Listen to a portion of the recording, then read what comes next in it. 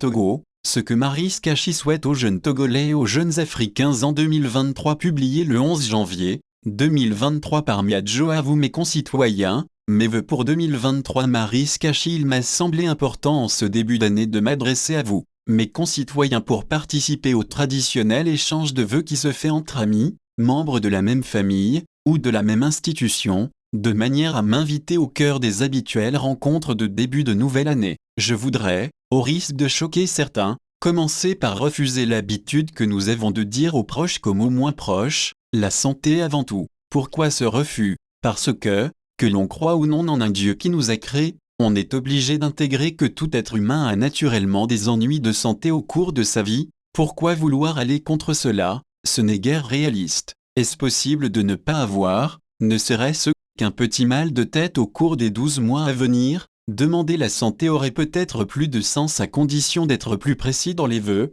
mais là aussi que dire? Je te souhaite de ne pas avoir des ennuis de santé importants, de ne pas avoir le Covid, de ne pas faire un AVC, reconnaissons-le, ça ne sonne pas bien et on risquerait même de faire peur aux Africains qui n'aiment pas entendre prononcer le nom des réalités qu'ils craignent. Ce serait plutôt considéré comme une sorte de prophétie négative. Bref, je ne vous dis pas la santé avant tout, et cela d'autant plus que perdre la santé n'est peut-être pas le plus grand des malheurs. Surtout en ce moment en Afrique, garder le citoyen en bonne santé, pour qu'ensuite il ne mange pas à sa faim, ou pour sombrer dans l'angoisse du chômeur sans perspective d'emploi. Dans ce sens, il me semble que le meilleur des vœux est celui dont la réalisation dépend quelque peu de celui qui le formule. Par conséquent, mes vœux se sont voulus concrets. C'est pourquoi j'ai dû les adapter aux différentes catégories de personnes à qui je voudrais m'adresser en priorité, les jeunes, les femmes et les membres de la société civile que nous sommes tous. À toi, jeune Togolais, jeune Africain, toi qui te sens comme bloqué dans une société sans issue, toi qui as l'impression que parce que tes parents sont pauvres, parce que tu ne connais personne, tu es obligé de faire allégeance à ceux qui ont quelque pouvoir, pour accomplir ta formation, pour trouver un emploi, pour réussir ta vie, toi qui te sens forcé d'être systématiquement solidaire des aînés de ta famille, de ton ethnie, de ta région, même si leurs choix moraux et éthiques ne te semblent pas tout à fait corrects. À toi je souhaite de découvrir en 2023 que tu peux dire avec assurance, j'ai toujours le choix. Pourquoi? Parce que la vie ne se résume pas à ce qu'on voit aujourd'hui et ici, parce que si l'Afrique a pu donner naissance à Patrice Lumumba, Nelson Mandela, et tant d'autres qui sont inconnus mais qui ont lutté pour le changement sur notre continent, tu peux suivre leurs traces sans craindre d'être tout seul et en danger à cause de cela. Au contraire, tu n'es pas obligé de faire un peu le mouton, de te fondre dans la masse. Tu peux être différent, car un jeune, c'est par excellence celui qui, par tout son comportement, montre qu'il attend un autre monde, démontre qu'il rêve. Et donc je t'invite à vivre ce que te demande le pape François, n'aie pas peur de rêver. Rêve, rêve un monde qui ne se voit pas encore mais qui arrivera certainement. Les hommes capables d'imagination ont offert à l'homme des découvertes scientifiques et technologiques. Ils ont sillonné les océans, ils ont foulé des terres sur lesquelles personne n'avait jamais marché. Les hommes qui ont cultivé des espérances sont aussi ceux qui ont vaincu l'esclavage et apporté de meilleures conditions de vie sur ces terres. Pense à ces hommes, et donc je te souhaite de marcher avec cette conviction chevillée au fond de ton cœur, c'est toujours possible. Oui, je te souhaite de ne pas te laisser décourager par l'échec visible des hommes politiques, par l'apparente impossibilité de faire advenir le changement social, d'abord parce que l'échec n'est qu'une étape du chemin vers le succès, mais aussi parce que le temps ne se mesure pas à l'échelle d'un pays, d'un continent comme il se mesure dans la vie d'une personne. Mais surtout, oui surtout parce que le grand changement attendu est une somme de petits changements qui peuvent demeurer imperceptibles pour tel ou tel individu adoptant telle ou telle perspective. Toi, je te souhaite de garder la foi en la possibilité pour chaque citoyen de choisir et construire le monde où il souhaite vivre. À ce titre, je te souhaite de te dire chaque matin, pour faire advenir le changement, je suis indispensable. En effet, le changement, ce n'est pas d'abord question d'élection. Ce n'est pas d'abord des changements de personnes à la tête de telle ou telle institution. Mais imagine ce que deviendrait ton quartier si tu ne faisais rien pour l'état d'ordure qu'ici amoncelle,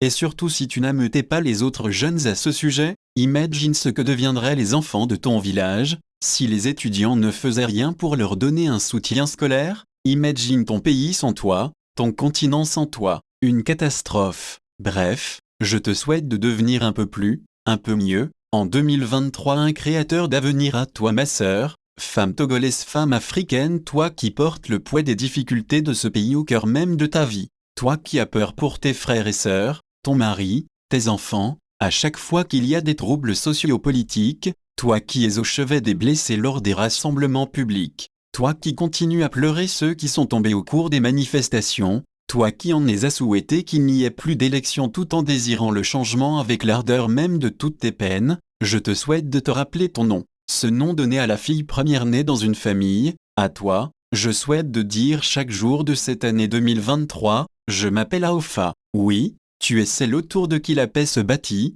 non pas la paix comme la tranquillité de celui qui se terre dans le silence, mais la paix issue du règne de la justice et de la vérité, la paix synonyme de bonheur partagé. Tu es celle qui peut ramener la cohésion entre ceux qui se déchirent, non pas l'hypocrisie des fausses amitiés mais la chaleur des relations entre ceux qui s'acceptent comme frères et sœurs mais ayant droit à la différence. Tu es celle qui peut amener les adversaires à s'adresser de nouveau la parole comme tu sais toujours apaiser les disputes dans la famille. Oui, tu peux le faire parce que c'est toi qui partages joie et peine de tout quel que soit leur bord politique. Oui, c'est toi qui partages tout avec tous, c'est toi qui te mets en mouvement lorsqu'argent et nourriture viennent à manquer chez les plus pauvres, c'est toi qui cours à l'hôpital, qui veille au chevet de celui qui ne trouve pas les moyens de se soigner, tentant de le guérir par ton amour. C'est toi qui vas supplier à l'école pour tenter de faire reculer l'échéance des frais de scolarité, etc.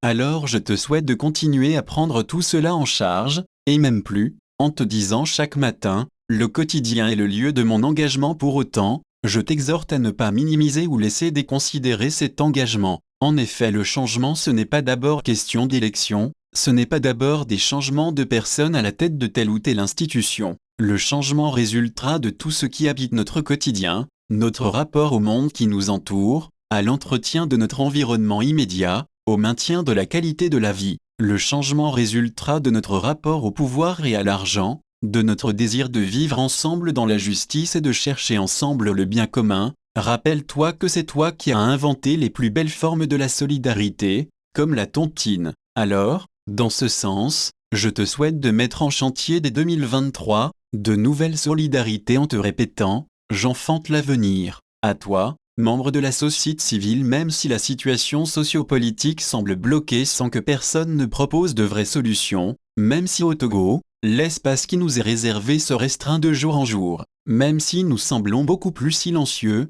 beaucoup moins actifs, même si nous semblons chercher désespérément des pistes pour notre action, à toi, membre de la société civile, je te souhaite de ne pas abandonner ton combat en pensant que ce n'est pas le bon moment pour la mobilisation de la société civile dans la mesure où les citoyens eux-mêmes, dans leur grande majorité, ne bougent pas. Je te souhaite de continuer à croire en l'implication préférentielle dans la société civile que tu as choisie. En effet, nous empêcherait-on de parler, de manifester si on n'avait pas peur que ce que nous allons dire fasse des vagues au sein de la population ? La population elle-même ne nous accuse pas d'être la source des difficultés parce qu'elle le sait, nous ne visons pas la conquête du pouvoir. Je te souhaite donc de demeurer ferme dans ta lutte et de prendre de plus en plus conscience de la légitimité de cette lutte car, ton choix est le bonheur du plus grand nombre. La société civile n'a, d'ailleurs, pas cessé son combat dans la mesure où depuis juillet 2021, elle a apporté sa contribution à la mobilisation contre les dirigeants qui seraient tentés de faire plus de 2 mandats. En effet, elle est convaincue que nous ne serons pas en paix tant que chez nous,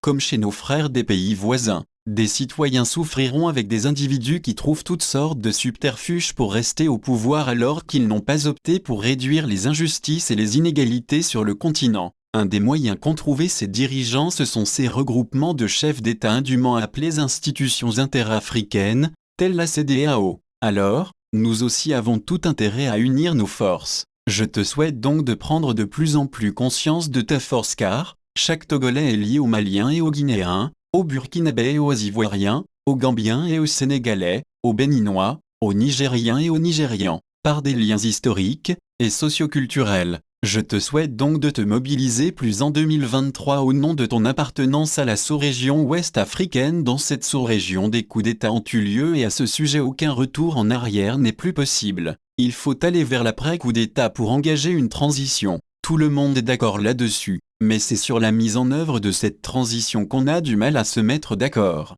Des questions fusent, La transition doit-elle durer 18 ou 24 mois? Doit-elle être conduite ou non par un militaire? Pour les citoyens, ces questions ne sont pas à l'ordre du jour car il s'agit en priorité d'aménager le passage d'une situation de souffrance à un mieux vivre et à un meilleur vivre ensemble. La fonction de la transition se trouve là, rassembler les conditions pour que ce passage se fasse le mieux possible. En fait, on discute beaucoup, mais sur quoi tombe-t-on d'accord pour mettre vraiment en route la transition? Sur la nécessité d'organiser des élections? Faut-il assurer la meilleure inclusivité possible? Mettre en avant la question de la sécurité? À toutes ces questions il faut les réponses les plus consensuelles possibles. Voilà pourquoi, la société civile régionale doit faire entendre la voix de ceux qui ont faim, de ceux qui voudraient mieux faire soigner leurs enfants, les envoyer à l'école sans difficulté, etc. Bref, la société civile régionale peut se constituer en porte-parole de ceux qui voudraient participer pleinement à la construction d'un projet commun de société. En fait, c'est la société civile régionale qui serait le plus à même de rappeler, en réponse aux problèmes à l'origine des coups d'État, les éléments d'une transition réussie. En interrogeant l'histoire de cette même Afrique de l'Ouest qui vit aujourd'hui une sorte de perte de repères. Dans cette histoire, 3 exemples sautent aux yeux, le Burkina Faso, le Ghana et le Togo. Ainsi, pendant la dizaine d'années où les Voltaïques étaient satisfaits de la gouvernance de Sangoulé Lamizana, personne ne s'est souvenu de son arrivée au pouvoir par un coup d'État militaire en 1966 car la haute Volta de l'époque était présentée comme un havre de paix et de démocratie. Au Ghana, Jerry John Rawling a fait 2 coups d'État, 1979 et 1981. Pourtant ce qu'on lui reconnaît ce sont les 2 mandats présidentiels qu'il a effectués entre 1992 et 2000,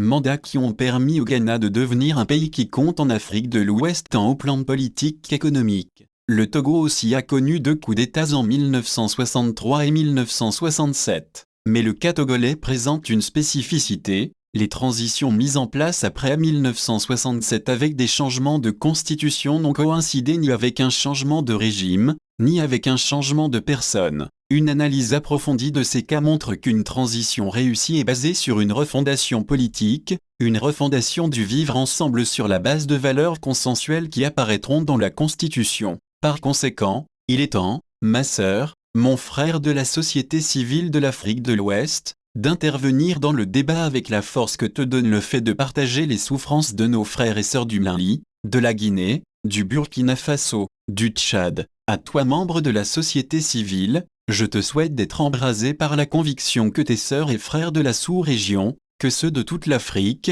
ont besoin de ton courage et de ta détermination. Bref, je te souhaite en 2023, de faire, de plus en plus, de mieux en mieux, partie de ceux qui tracent les pistes de l'avenir.